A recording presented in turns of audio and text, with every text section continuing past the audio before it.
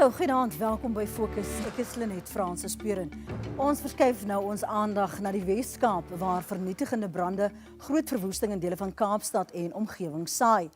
Dinsdag die week het 'n brand in die Overstrand omgewing ontstaan. Talle inwoners van Pringle Bay moes noodgedwonge hul huise ontruim. Inwoners het die brand as apocalyptic beskryf. Die brandseisoen in die Weskaap bereik gewoonlik sy hoogtepunt in Februarie, maar brande het die afgelope tyd drasties toegeneem. Dit plaas groot druk op brandbestryders en op hulpbronne. Hierdie verslag deur Hazel Friedman.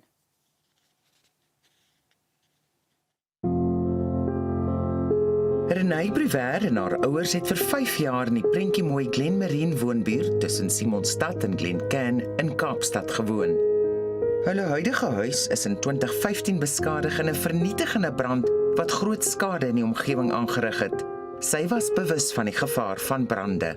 As a little girl, you go, wow, firefighters, and it's instilled in you that they're heroes, but you don't ever have first-hand experience of what they actually do. Op 5 Januarie vanjaar was sy en haar familie gevaarlik naby daaraan om slagoffers te word. Dit was 'n pragtige Saterdagoggend. Ons het almal op die balkon gestaan en Renée het 'n boodskap gekry op WhatsApp om te sien se vuur op die berg. Ons was almal baie geskok geweest. We stood kind of watching this cloud, going, is it a cloud, is it not? And then we just saw this black smoke within minutes. And I looked out the kitchen window and there was smoke outside the kitchen window, which means that the fire had traveled within minutes. And you could kind of see the fire just on top of the treetops on that side, which means that the fire had already traveled from all the way at the top of the road to here. The entire area was engulfed. It was smoke and flames everywhere. A normal person runs away from a fire. We run to it with a smile. We like ghosts in the night.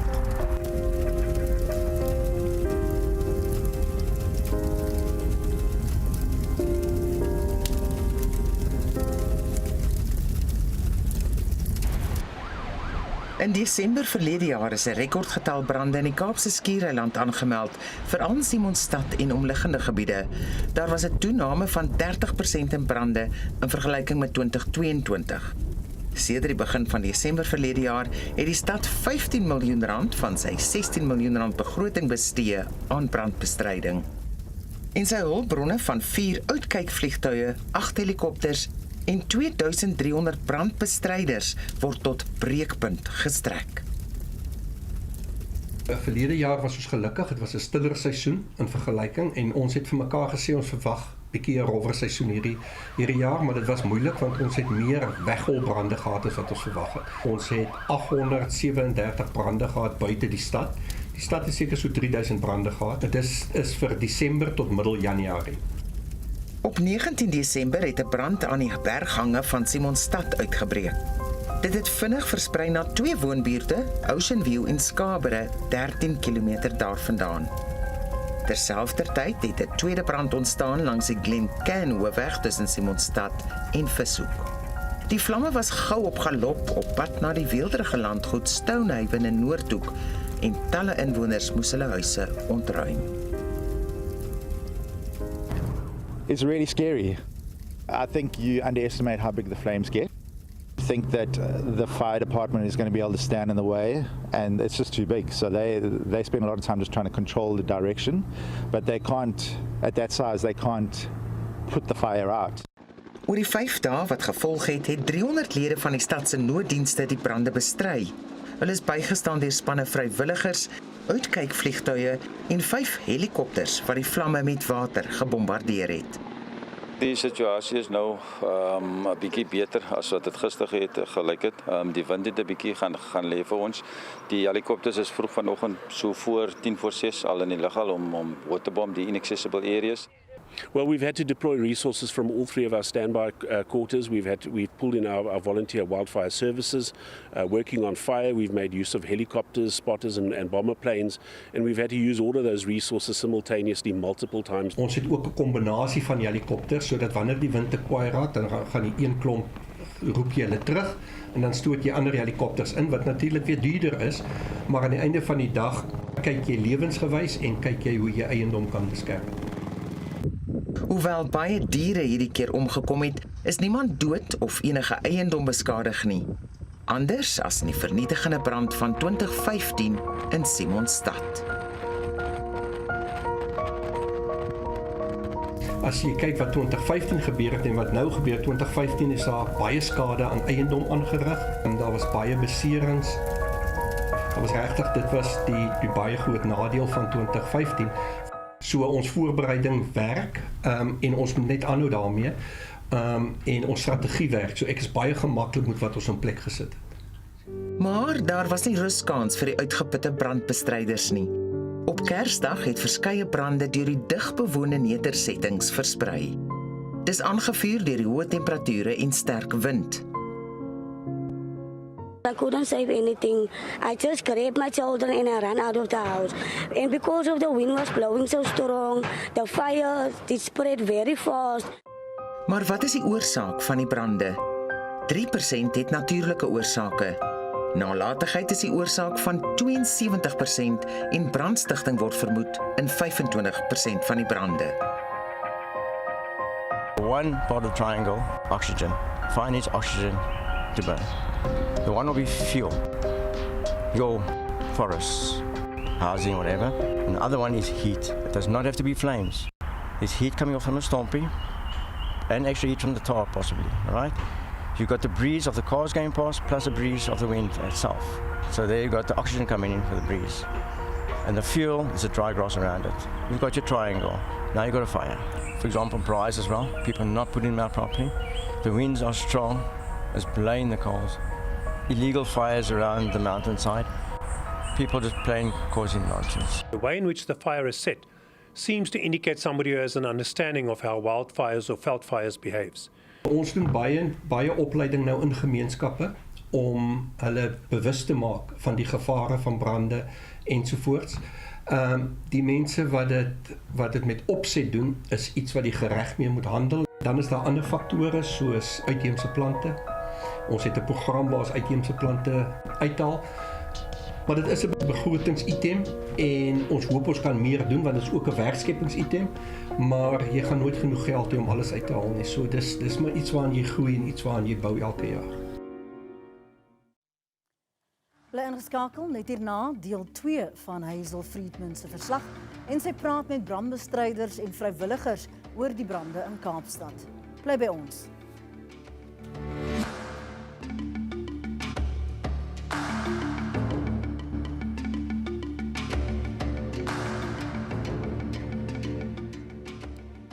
Welkom terug by Fokus. Tydens die brandseisoen is brandbestryders baie besig in dele van die Kaapse Skiereiland. Hulle werk lang ure in dikwels lewensgevaarlike omstandighede. Hier is deel 2 van Hazel Friedman se verslag.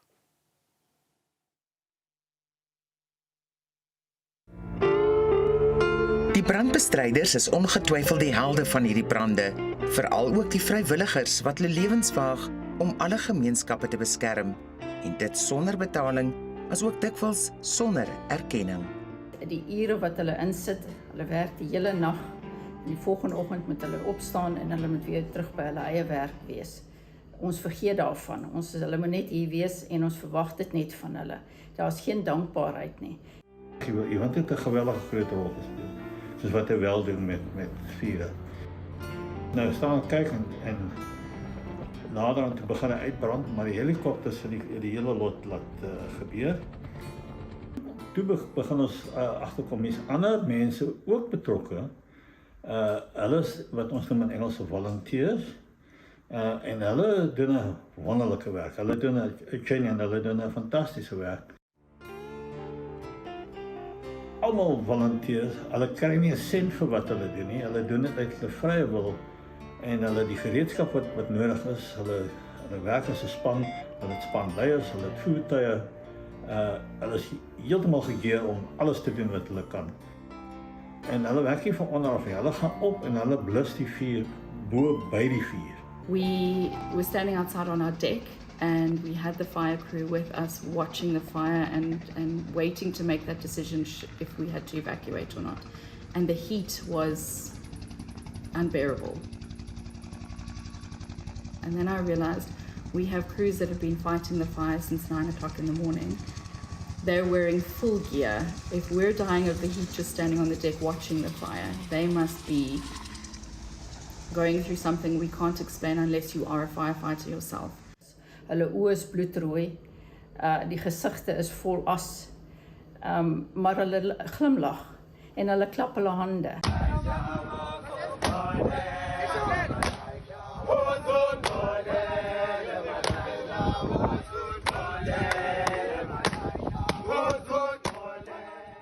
Dit bring trane na mense oë toe om te kan sien hoeveel hulle eintlik van hulle self vir ons gee.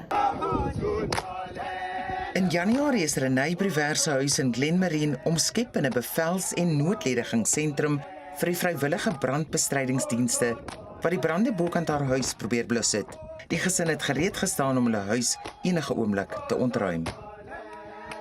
You land up being on the receiving end of gratitude, and the only way that you can reciprocate that is to give it back. So the only way that we knew how to do that was to provide something that they needed. I jumped on the WhatsApp group with our street and our community, and I said, the fire's still ongoing. If anybody has a gazebo, if anybody has cooler boxes, ice, anybody's willing to donate some water or something to eat, please, you're welcome to just drop it off here. En ons het hierdie stasie opgesit en almal het ingespring. Mense van op die straat, af die straat, you name it. And so it was a lovely team effort. The glory and the honor must go to the people of Glenmarine. Those people went through extra expense, extra trouble. We are still talking about it. We actually want just to hug them all. Sorry, I'm tired. It's been a long few months, 2 months. Die vrywilligersgroep Volunteer Wildfire Services bestry reeds sedert 1999 veldbrande in die Wes-Kaap. Hulle het meer as 350 vrywilligers by hulle 4 stasies. Hulle is die reddingsboei vir baie gemeenskappe, dog ontvang hulle nie 'n sent van die staat nie. Been in the Volunteer Wildfire Services 18 years, medic level 3. I used to be a firefighter and used to be crew leader. I had an injury falling off the mountain. I won the fires, injured my spine. I decided to withdraw myself and become just a driver for my guys. I like the firefighting. Every time we go out, it's a different challenge. But the whole time, with everything involved, is safety first. Maar is die dapper brandbestryders wat die gemeenskappe wie hulle beskerm soos helde behandel. The route is surrounded, and the only way was to run through. Ja. Yes, on the fire line, that's us. When you come off, they're the heroes. Die natuur is hulle tuiste. To look around, just bad things happening. To save our nature, not just for us, but for our children, our children's children. That's what counts. It's a matter of giving back. I don't mind a lightning fire or natural fire. To see animals suffer like that. The baboons in the trees, they've got nowhere to go. Their first escape is to go up. That's actually their last escape. They won't come down again. To hear them screaming, and then to see them after maimed. You see maybe pictures in the news of the dead animals. We see the half dead. The ones that are suffering. Hulle spanlede is soos familie. They call us the yellow family. Each and every one of them I love. To the family of the firefighters.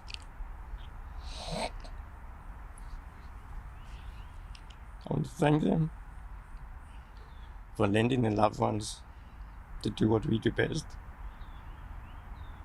Deel van hierdie sukses is die vrywilligers wat hulle self in hulle eie tyd daar stel om ander se eiendom te beskerm, en ek dink dit is deel van ons groot sukses tans. En ek gaan na die seisoen sit met my rampbestuur span en kyk hoe kan ons die vrywilligers ondersteun.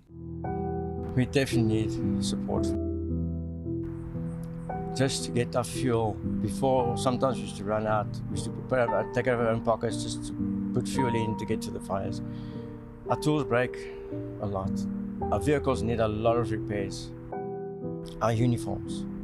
In this last month, we've gone through so much trousers catching a light while fighting.